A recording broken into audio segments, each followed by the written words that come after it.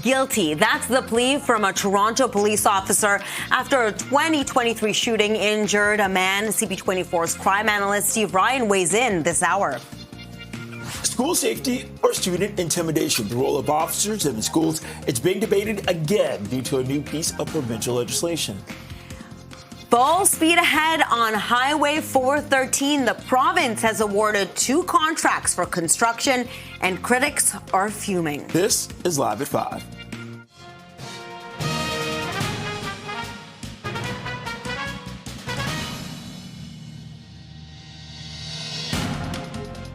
I'm Bakari Savage. Welcome to Live at 5. Okay, there's a warning that some viewers may find this next story disturbing.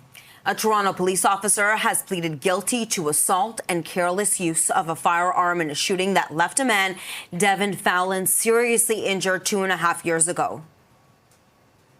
Drop the knife right now! Drop it! Drop it right now! Oh my God, shoot him! Police body camera footage from February of 2023 shows officers were called to a park. This is in the area of Black Creek Entry for a report of a man with a knife. This is according to an investigation from the Special Investigations Unit. 2 officers discharged tasers at the man, while another officer, Constable Andrew Davis, fired his gun twice. I'm seeking the necessary support to move on and trying to keep my body and mind very active. I want to sincerely thank all who has been supporting me and who has donated to my fundraising. I am grateful to the media and also to the SIU for all of their efforts and hard work. At the same time, we need more appropriate responses to situations like mine, especially to deal with mental health crisis. This is going to happen again until our city decides that, particularly in situations of mental health crisis, there is a non-police, non-lethal response.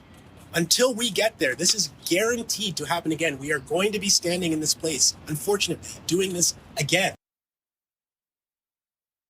What we've witnessed is a junior officer with a firearm being instructed by a senior officer, to the second most senior officer on scene, Richards, to shoot an individual who is far away and not presenting any threat to them and who is harming himself. Their response to a person in need, to a person who needed immediate support, was to shoot and kill him, attempt to kill him. What else is the outcome that comes from that kind of order? And I think that should rock the foundations of how he's viewed policing here in Toronto and across the province. It's a miracle that Devon wasn't killed. That was surely the likely result of this. And today we are learning more about the series of events that led to the guilty plea. And for more on that, we have CP24's crime analyst Steve Ryan joining us live in studio. Okay, Steve, taking a look at this, of course, there's the question of use of force, but also how much time do officers have to respond in any given situation? So every situation is different, but at times they have to make a split-second decision, and those decisions could be life or death. Look, the criminal code authorizes the police to use lethal force if there is a threat of grievous bodily harm or death to themselves or to somebody else. You have a gun on your hip. You need to make those decisions sometimes very, very quickly, and you have to assess what's going on around you. In this particular situation, as we saw through the video, the man who was cutting his own neck was backing up in a park where there were no other people around other than the officers. So there goes the threat of imminent bodily harm or death to another person. This is why the SIU laid the criminal charges that they did, and the police officer took accountability for actions that he clearly believed were inappropriate, because he pled guilty today with the advice of the legal counsel to some very serious criminal charges.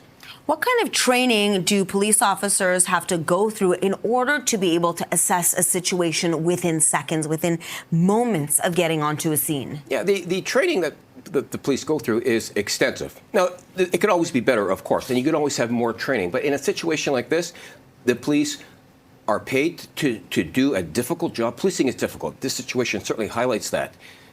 you have to assess the situation, and when you make a decision, you're going to be held accountable for that decision, and you need to justify that decision. And in this case, that apparently was not the appropriate steps because, again, the SIU laid charges on reasonable grounds, laid criminal charges, and the officer pled guilty as a result. Okay, so Steve, a compound question here. What exactly does this guilty plea mean, and what effect will it have?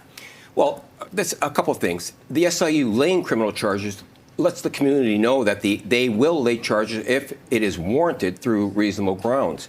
The officer pled guilty. He's taken accountability, and it shows that the police will be held accountable if criminal charges are laid. In this particular case, this officer pled guilty. He will be sentenced in October, and he will learn the fate of what his sentence will be and whether or not he'll keep his job as well. You said this officer pled guilty, has taken accountability for his actions. What led him to decide to plead guilty? Yeah, who knows? That's a great question. Obviously, through, just generally speaking, legal counsel will provide you with guidance. The decision is obviously yours, but in a situation where the police have to assess a million different things going on in a split second, one of them being if you're going to use lethal force, there has to be a threat of imminent bodily harm or death to themselves or to somebody else. In this case, it is clear through the video and through the guilty plea that wasn't the case, and the officer pled guilty as well. Certainly doesn't minimize what happened. This young man is lucky his life wasn't lost as a result, but there was some accountability with the guilty plea. But it does illustrate, again, just how difficult policing is. And Steve, as we begin to wrap up here, let's talk about the biggest takeaways, not only for the community, but for police. Well, the police have to de-escalate situations if somebody is in crisis or they have a weapon of any sort. And the training and law requires that. Again, if there is no threat of imminent bodily harm or death, you have to de-escalate. Because somebody is harming themselves, you have to take further steps to de-escalate that situation. Now, they did try to de-escalate, trying to incapacitate this man by tasing him. He had on a winter jacket, so the taser wasn't effective. You can't just go to your higher use of force option as a result. You still need to assess what's going on. You still need to look around. Is there a threat of imminent bodily harm or death? But they did attempt to de-escalate the situation by tasing this man, but it was ineffective. You can't just resort to lethal force, and that's what was done in this case. Thank you so much for this, Steve. We appreciate your insight and analysis. A rally against a bill that would allow police back in schools was held at Queen's Park today. Okay, right now, let's go live to CP24, Sija Liu. Sija. Bakari, Arda, there was a rally today at Queen's Park earlier protesting a bill that would bring police officers back to the classroom. This bill is Bill 33.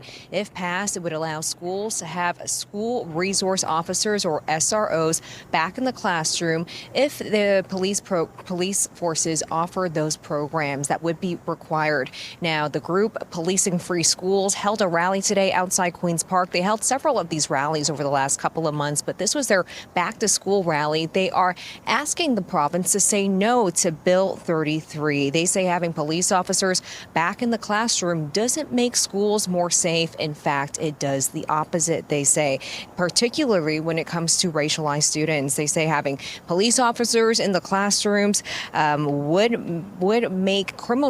criminalize children. For example, day-to-day things that could be disciplined by teachers, they would instead turn to police officers, and they say that creates an unsafe space, particularly for Black and Indigenous children. Now, they also point out that the TDSB canceled its SRO program back in 2017 after staff found that the presence of uniformed police officers caused some students feel unsafe and intimidated. But here's more from the director of Policing Free Schools at the press conference today. Take a listen. We are here to send a clear message to Ford government and Education Minister Paul Calandra, and unequivocally, collectively say no to Bill 33, no to power grabs, no to take over school boards, no to the elimination of school boards, no to policing in schools, yes to properly funded, supported, resourced public education. Now, the province and those in support of the bill say this will enhance safety in schools. The Minister of Education told us in a statement that this will, in fact, foster better relationships between students and police officers. They are really stressing the relationship building part of this. As well as the Toronto Police Association, they say when this program was back in schools earlier in the 2000s, that this was a popular program, that it was only a small group who opposed of it. And they say it's not about just having police officers in the classrooms. They also took on leadership roles where they ran breakfast programs, different other programs that would help students have a better relationship. But here's more from the president of the Toronto Police Association on his take. Our membership, they really enjoy doing the school resource officer program. I think it's important that if a police services board, a chief, or anybody's looking at implementing this program, that they really speak to the majority. They speak to the students, they speak to the teachers, they speak to everybody involved in this process and really understand what the majority want to do, not necessarily a small group of individuals protesting at Queen's Park today. So the police provide a service. If this is a service the broader community wants, then I think we should provide it.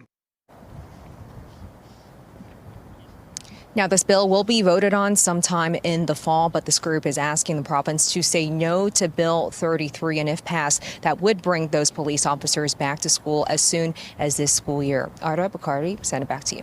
Okay, reporting live from Queen's Park, CP24, Sija Liu. Sija, thank you. One suspect's in custody, two others, they are outstanding. This is in an attempted kidnapping in Mississauga. 26-year-old Waleed Khan of Etobicoke is facing 33 charges related to kidnapping, weapons, and auto theft. Police say the search of his residence also turned up 2 loaded, prohibited firearms.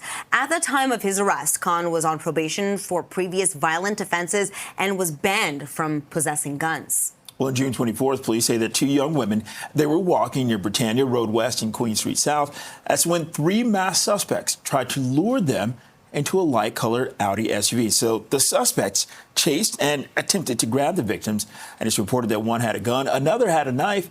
A passerby intervened. The suspects drove away. These masked individuals pulled up in that Audi SUV and tried to take physical control of them. Some pretty scary stuff. One of them armed with a gun, and another reportedly seen with a knife. And fortunately for those 2 women, a passerby intervened, and those suspects fled. Pretty terrifying stuff for those 2 young women. Unfortunately, they weren't injured. And the search continues for 2 other suspects. Take a look at their photos. They're believed to be in their late teens to mid-20s. Anyone who sees them is urged not to approach, but instead to immediately call 911. Investigators are also looking for the light-colored Audi SUV the suspects were in. Let's check on the commute home now with CP24's traffic specialist, Adwa. Adwa, how are the roads looking? Oh, really busy, Arda. Watching problems as well in the mix, so adding to the already slow drive on the southbound lanes of the 410. It's the ramp that takes you to the eastbound 401. Ongoing collision still there, blocking that left lane. Again, slowdowns as you try to make your way out of Mississauga and Brampton. The delays extend from about Dairy Road. Then on the 401, if you're traveling on the eastbound side, really busy, starting from Dixie out to past the 400. We're in the Express. We're dealing with a stall in the right lane. And Gardner westbound still slow, jammed exiting the downtown core. We still have cleanup of a much earlier collision. At one point, all lanes were blocked. Now everything all off to the side, but creating a visual delay. I'll send it back to you. Okay, thanks, Aj. This CP24 traffic report is brought to you by 407 ETR. Enjoy the journey with a stress-free commute. It's 5:13, 21 degrees. This is Live at 5. U.S. alcohol won't be returning to Ontario shelves until a deal is reached in the trade war. We'll have the latest comments from Premier Doug Ford coming up next. Stay with us. Welcome back. As the U.S. continues to put tariffs on Canada, Premier Doug Ford says there's no plan to allow the sale of American alcohol in Ontario. It's still going to be banned until they cut the tariffs or we make a deal with them. It's not coming on our shelves. So if and our wine is up over 67%. Wine sales for Ontario. Ford decided to pull American alcohol from shelves in Ontario back in March in response to U.S. tariffs. And when asked today what the province might do with expired booze, he said that there's still a few months before anything expires. Premier Doug Ford announced the first steps toward construction of Highway 413. Yeah, the first 2 contracts have been awarded, one for the resurfacing of Highway 10 to accommodate a bridge for the 413, and another to upgrade the 401-407 interchange. And once Highway 413 is complete, it'll run from there to Highway 400 in Vaughan, with extensions to Highways 410 and 427. Construction alone will keep 6,000 workers on the job and will add $1 billion to Ontario's GDP every single year. It will shorten travel times by up to 30 minutes per trip, helping people and goods get where they need to go faster. Highway 413 will protect our workers and will help us stand up to President Trump. It will deliver on our plan to build a stronger, more prosperous Ontario for decades to come. With respect to how we do these contracts is we tender them to market, and they are part of our $30 billion plan to build over the next 10 years, and that's investing in highways like the Bradford Bypass, the 413. You know, the cost of not building is far, far greater, and we know, and we've made a commitment to get shovels in the ground. So over the next couple of years, you will see the contract has been broken up into many different pieces. That enables more workers to get to work quicker, faster. It's a way that we have decided to accelerate this project and get shovels into the ground. The highway is not without its critics. Opposition leaders dispute Ford's claims on how much time it will save commuters and say he's only interested in boosting the value of the land along the 413 for developers. Environmental activists say construction will impact waterways and impact dozens of species of at-risk birds and other animals. And for reaction to construction beginning soon on Highway 413, we're joined live by Tim Gray, Executive Director of Environmental Defense. Tim, thanks for joining us. Let's start off with this, just the scope of this project. It's massive. It's about 59 kilometers to go from Milton over to the 400, kind of wrapping around the west side of Brampton and across the north. It goes through thousands of acres of farmland, through the Greenbelt, through important conservation areas, and threatens about 29 federally listed endangered species. So the impacts are huge, and of course, it's an unnecessary highway. Why do you think so? Because an expert panel reviewed this. The previous government appointed experts in transportation. They concluded that commuters only save 30 seconds across the region if this highway was built, and that we have better alternatives. If you actually look at the route, going from the 400 to Milton, it's not a place where a lot of commuters are traveling. This really is about opening up vast areas that are owned by developers who are very close to the Ford government to perpetuate a sprawl model, which means more gridlock, more people spending time in their cars, less focus on building the transportation we need, which is regional rail, buses, et cetera, to get people out of their cars. We also know we could use the 407, which is about 15 kilometers to the south, and we could have trucks there and solve some of the transportation problems we have now if the tolls were not so high. So there's solutions out there. They've been identified. This highway is for developers. It's not for the people of Ontario. And Tim, what can you tell us about the species of birds and other animals in the area? Yeah, there's a number of species here that are really critically endangered. Probably the one that folks may have heard is the red-side dace. It only exists in a few rivers in southern Ontario. This highway would probably lead to its extirpation or elimination of that fish species from southern Ontario. We also have the western chorus frog, the red-headed woodpecker, and many others. If you actually go through the Nashville Conservation Reserve, like I have and many biologists have, you'll see firsthand a lot of the wildlife that would be eliminated by this highway. And in fact, the consultants for the government told them not to route it, not to put it there, that there was actually better routes, and they've chosen it to put it in the most high impact areas, again, at the request of developers who are very close to this government. Tim, last year, a group of 100 scientists wrote a letter to the federal government highlighting exactly what you said. But now that this highway is going to go ahead, what message would you have to the provincial government in order to protect this land or do its best to save those animals?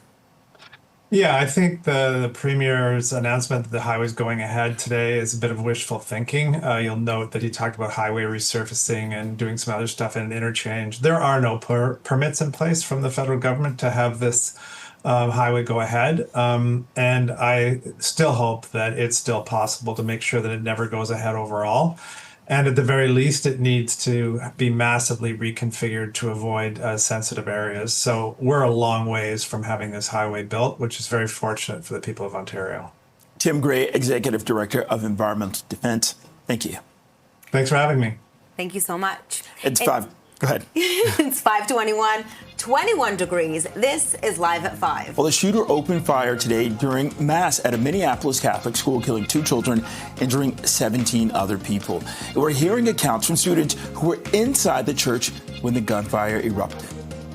Welcome back. 2 children are dead and many more have been injured in a shooting in a Catholic school in Minneapolis, Minnesota.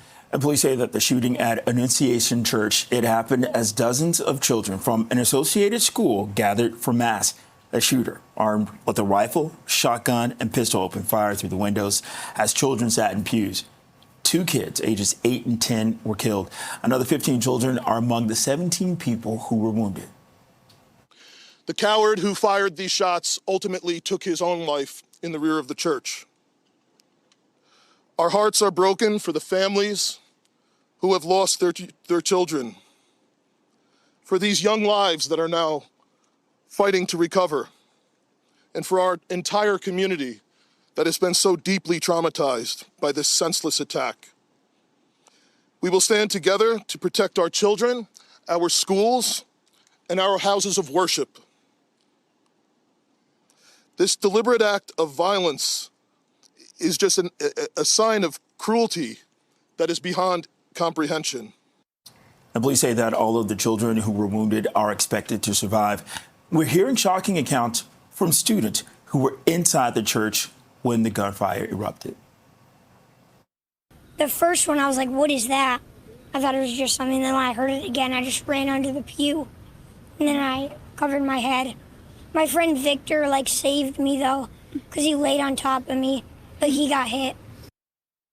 I heard something really loud, I thought it was fireworks in the church, and then I saw the shooting, and then I was like, oh my gosh, I'm so scared. And so a teacher led me downstairs to the preschool classroom, and so I went there, and me and my friend Cece were just praying. The suspected shooter has been identified as a 23-year-old man who graduated from the Catholic school. U.S. President Donald Trump has been briefed on the tragedy, and the FBI is responding. Well, the Toronto Zoo has revealed the names of its newest resident. They're inspired, let's say, by the city's baseball team, Marta. The Highland cows, now known as Blue and Jay. The zoo made the announcement this morning after officially introducing the cows earlier this month. The bovine brothers are 9 months old. Highland cows were originally bred in Scotland and are one of the oldest cattle breeds in the world. They are known for their long horns, shaggy coats, and gentle nature. When we were thinking about names and what to call them, we were thinking about amazing community organizations that share our values of serving community, of caring. And we couldn't think of a better example than our own Toronto Blue Jays and the Jays Care Foundation organization we work closely with, hosting kids from all walks of life to make sure everybody has a zoo experience, to be a zoo for all. And these animal ambassadors will serve that purpose, connecting kids from all walks of life. And visitors can view the cows near the zoo's Eurasia Wild Station. It's 5:29 right now, 21 degrees. This is Live at 5. Well, a group urging police be kept out of Ontario schools held a rally at Queen's Park today. We're going to have more on this next. Guilty. That's the plea from a Toronto police officer after a 2023 shooting injured a man. CP24's crime analyst Steve Ryan weighs in this hour. School safety or student intimidation? The role of officers in schools is being debated again due to a new piece of provincial legislation. Full speed ahead on Highway 413. The province has awarded 2 contracts for construction, and critics are fuming. This is Live at 5.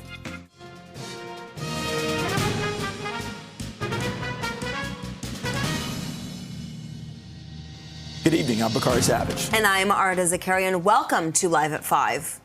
A rally against a bill that would allow police back in schools was held today at Queen's Park. Let's go live to CP24's Sija Liu with more. Sija.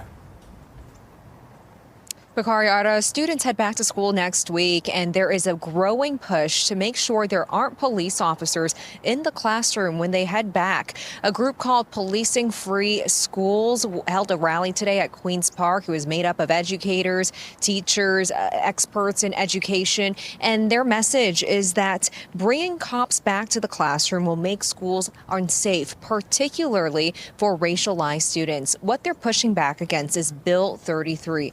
This bill would require school boards to have school resource officers, or SROs, if local police services offer them. And this group says this will actually make schools more unsafe by having cops in the classroom. They say that studies show that students, particularly racialized students, would be criminalized for things that happen on a day-to-day basis or could be taken care of through everyday discipline. They say students need support instead of police in the classroom, and ultimately they're calling for more funding.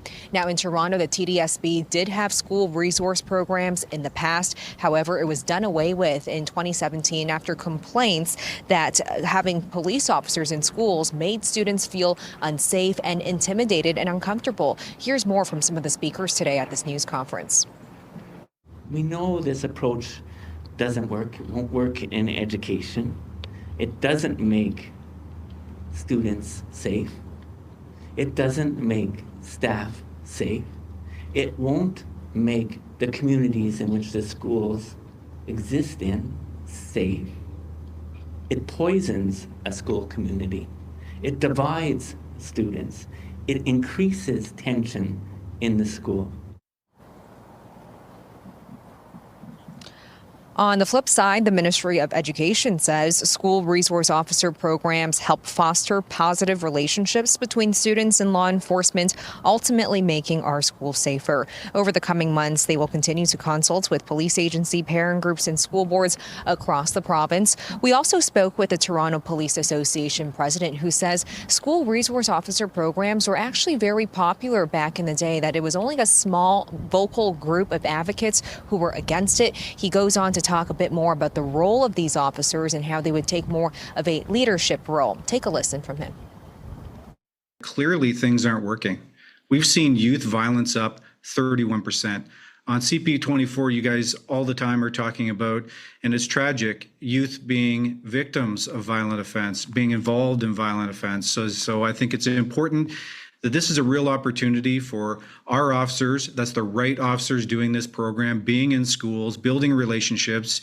And they were part of some amazing programs, breakfast clubs, tutoring classes, basketball camps. So I think it's really important and something that our members enjoyed, and I believe provided a great opportunity to build trust.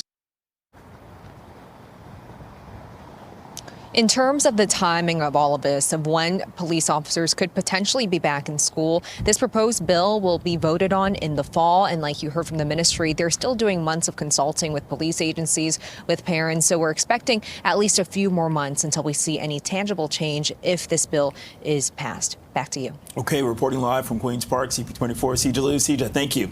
Okay, warning that some viewers may find this next story disturbing. A Toronto police officer has pleaded guilty to assault and careless use of a firearm in a shooting that left a man, Devin Fallon, seriously injured 2.5 years ago. Drop the knife right now! Drop it! Drop it right now! Oh my God, shoot him! Police attempted a taser twice, it didn't work. Well, police body camera footage, this is from February of 2023. It shows officers were called to a park in the area of Black Creek and Trethewey. This is for a report of a man with a knife. And according to an investigation from the Special Investigations Unit, 2 officers discharged tasers at the man, while another officer, Constable Andrew Davis, fired his gun twice. This case is an opportunity to improve things for the next person. My name and Constable Davis' name needs to be written down all together into the history books, so that people can learn from this event and we can move forward. I want to thank everyone from the Toronto Police Services, also from the SIU and Constable Davis, who have agreed about my situation and that it's a good outcome for all, and that there is a justice for everybody. This is going to happen again until our city decides that particularly in situations of mental health crisis, there is a non-police, non-lethal response. Until we get there, this is guaranteed to happen again. We are going to be standing in this place, unfortunately, doing this again. What we've witnessed is a junior officer with a firearm being instructed by a senior officer to the second most senior officer on scene, Richards, to shoot an individual who is far away and not presenting any threat to them and who is harming himself. Their response to a person in need, to a person who needed immediate support, was to shoot and kill him, attempt to kill him. What else is the outcome that comes from that kind of order? And I think that should rock the foundations of how he's viewed policing here in Toronto and across the province. It's a miracle that Devon wasn't killed. That was surely the likely result of this. Clayton Campbell, president of the Toronto Police Association, was asked about the body camera footage. He's pled guilty. It's still before the courts. They'll be sentencing in a few months. I know Constable Davis. He's a good person. And like all of our members, they're out there doing their best in difficult situations. There's a lot of oversight, and that's why there's a process in place for accountability if things might not necessarily go right. But I remind the public, we're out there every single day. We're dealing with people with knives and firearms, doing home invasions, making split-second dangerous decisions. And today we are learning more about the series of events that led to the guilty plea. Yeah, for more on this and insight, we're joined live by CP24's crime analyst, Steve Ryan. Okay, Steve, let's go over this. Police, they attempted to tase him twice, but that didn't work. So what are they supposed to do? Yeah, that's right. So police training dictates that if a person is in crisis and there is no imminent threat of bodily harm or death to the officers or to another individual, you have to de-escalate that situation. In this particular case, the officers attempted to de-escalate the situation by incapacitating this man, by tasing him twice after this large knife was produced. He was wearing a heavy winter coat, so the taser was ineffective. So what's next? Can you escalate your use of force because that de-escalation attempt didn't work? The answer is no, unless, of course, the situation surrounding this individual changes. In this particular case, after the tasers did not work, there were still no other people around other than the officers. There was no imminent threat of grievous bodily harm or death. And the SIU and the Toronto Police found that there should have been more de-escalation attempts. You can't resort to lethal force because a de-escalation attempt doesn't work if the situation doesn't change. Let's talk about a non-police response. Desmond Cole touched on this as well in his clip. But is it realistic? So in this particular situation, it's not realistic because the call was reported to the police at 8 o'clock. This happened right across the street from 12 Division. So 5 officers responded immediately, and the initial report from the passerby was that there was a man appeared to be in distress in a park by himself, waving a large knife above his head. So the police had to respond. In a situation where somebody is in crisis and there is a weapon or suggestion of a weapon, it's not realistic to suggest that there should be a non-police response. Now, the police do have trained mental health professionals that respond to calls for service with an officer, but to suggest that the police do not respond to calls where weapons are identified or suggested to be present, that's not realistic. Okay, so Steve, let's go back to, the training part. When it comes to the use of lethal force, when de-escalation did not work in this case, you said that's not supposed to happen.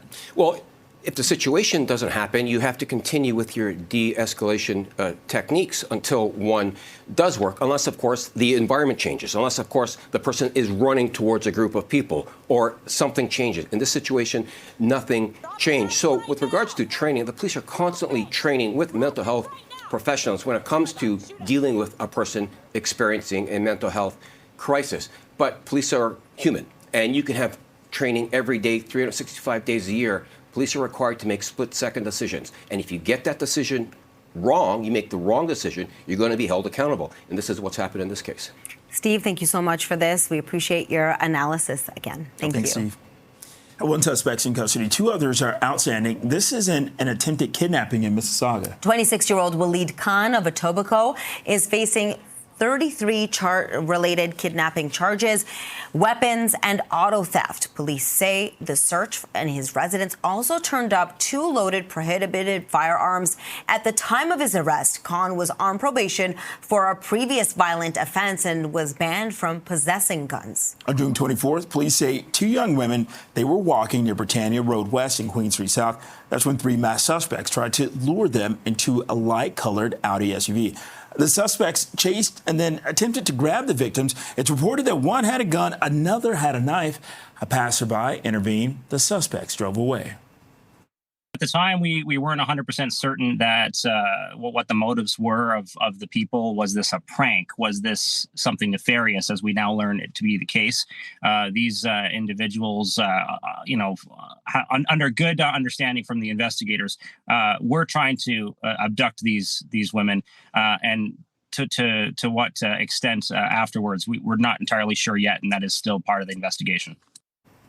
And the search continues for 2 other suspects. Here's a look of their photos.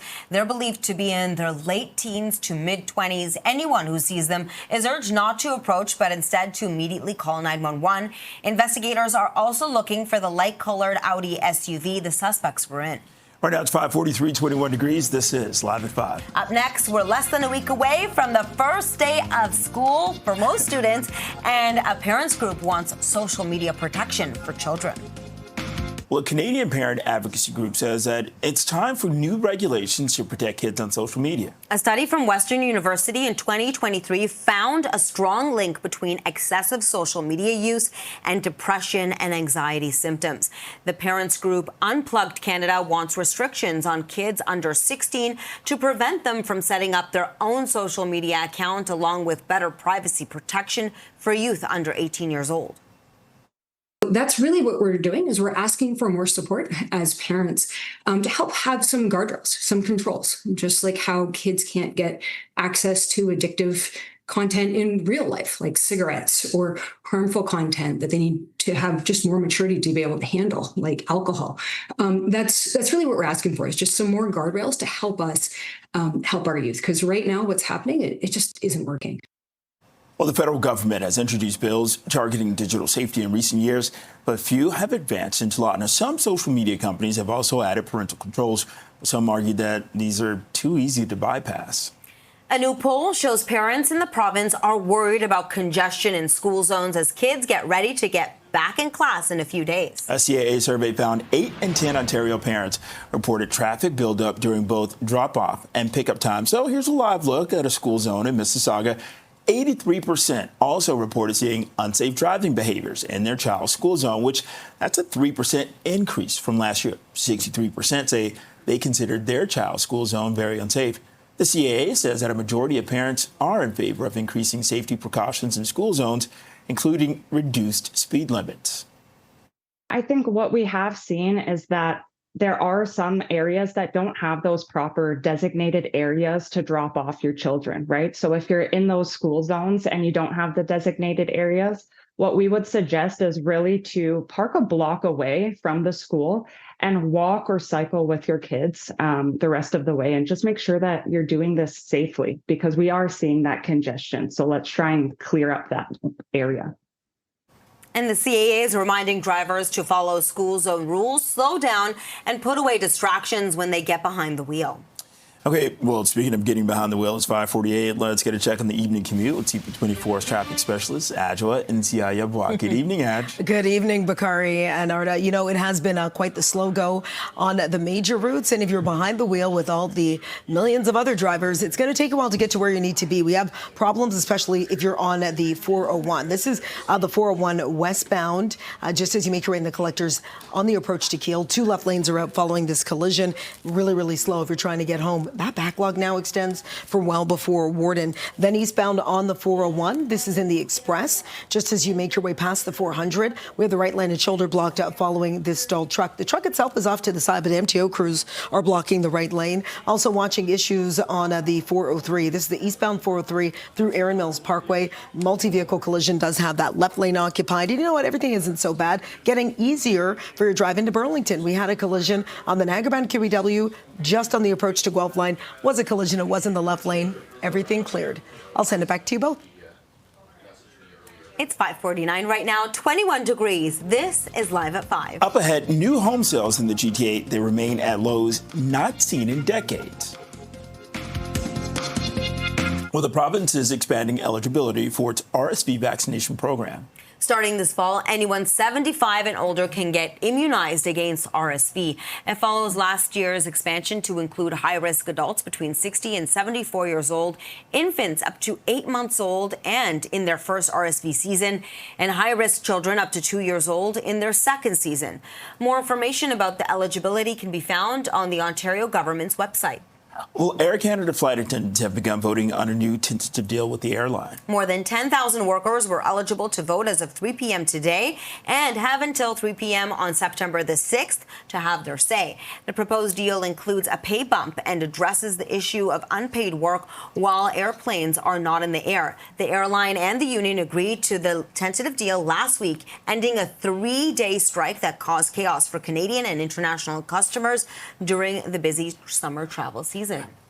A new report shows new home sales in the GTA were stuck at lows that haven't been seen in decades last month. Only 359 properties changed hands in July. That's according to the Building Industry and Land Development Association. That's down 48% from the same month last year and 82% below the 10-year average. The association says new home sales in the region remain exceedingly low and have eclipsed the downturn seen in the 1990s. So it's calling for the government to intervene to address factors that are stalling out new supply. The reality is that there are going to be very, very severe repercussions. So sales lead starts. Starts actually follow sales. And so what we've seen is housing starts actually starting to decline in the GTA. And in Ontario in general, and that's going to continue. And what that will create is a situation 2-3 years from now where supply will actually be even worse. And what we're doing is actually setting up the next housing crisis today. According to Build, the average price for a new condo in July in the GTA was just over $1 million, and the average price of a family home was just under $1.5 million. Okay, right now it's 5:54, 21 degrees. This is Live at 5. Unseen Terry Fox footage will be showcased in a new documentary. That's coming up. Stay with us. Welcome back. There's a new documentary coming out about Canadian hero Terry Fox, including never-seen-before footage. Toronto filmmaker Sean Menard says that he pulled from more than 90 reels of restored and mostly never-before-seen footage for Run, Terry Run. He says it draws on hours of film taken by a crew who accompanied Fox on his marathon of hope, and it shows a more personal side rarely seen in news coverage, and the film is set for release later this year. Move-in day has been delayed for hundreds of U of T students that are expecting to settle into a new residence this week. OCAL says that construction crews, they've been working around the clock to get the residents on Spadina, south of Bloor, ready for students to move in August 21st. But the day before, on the 22nd, an inspection revealed that more work needed to be done. So OCAL now expects it to be open about a week behind schedule, which would be this weekend. Now, in the meantime, students are staying at one of the 2 other residences until OCAL is ready. Over the past few years, there's been community concerned about the future of the Cineplex Queensway site and speculation that the theater would be closing. Yeah, massive mixed-use development is planned for the property that could bring in more than 4,000 residential units. The project was approved by the city in June, but local residents launched a petition to save the theater from demolition. Cineplex has confirmed that it's not going anywhere. A new banner installed outside the theater promises no end credits in sight. Your neighborhood theater for many years to come. Kevin Watts, Executive Vice President of National Operations at Cineplex, joined us this morning with more. Cineplex does not own that property, but we do have a really good relationship with our landlord at that location, as we do with all of our locations. And so we do have a long-term lease that's in place with some options that allow us to renew for the longer term. So that's why, again, we wanted to really make sure that everyone recognized and heard from us that we are going to be there for the long term. And along with that, this weekend's a good time to catch a movie. Cineplex is offering $5 tickets and $5 small popcorn both Saturday and Sunday. Remember they used to do that on Tuesdays? It's now 5:59, 21 degrees. This is Toronto's breaking news, CP24.